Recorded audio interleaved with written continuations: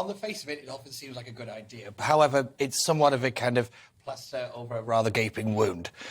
They kind of sound very attractive to many people, but realistically, in the long run, they make very little impact in the long run. If I look at what the director of the the Institute for Financial Studies said this morning.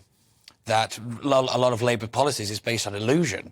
What the Labour Party is going off right now is not necessarily how our situation is going to be further down the line. It's currently quite popular. Front page of the Times. Well, it would be popular, wouldn't it? Well, 3 in 4 Tory voters, politically, this is difficult for the Conservatives, back Labour's energy plan. Oh, yeah. You see, why is it difficult for the Conservatives? They're not in power. What does it matter what their energy plan is?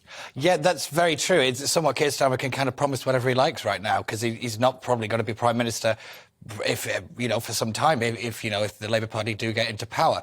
What this is actually going to do is put a lot of pressure on Liz and Rishi in the Tory race to be the next Prime Minister to actually really hammer down on the details about what they want to do and how they're actually going to tackle this. And?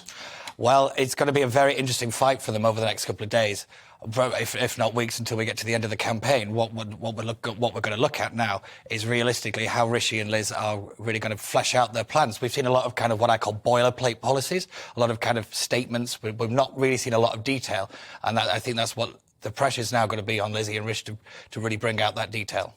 And just explain to us a little bit of kind of the architecture of how this is all working. Civil servants, presumably, are working up an action plan for all of these strategies so that whoever then becomes Prime Minister, first week of September, they can action one of these plans as soon as possible. Yeah, pretty much. And that's the way it really should be working, so that as soon as the new Prime Minister gets into number 10, what I would want to see is them getting on with the job straight away.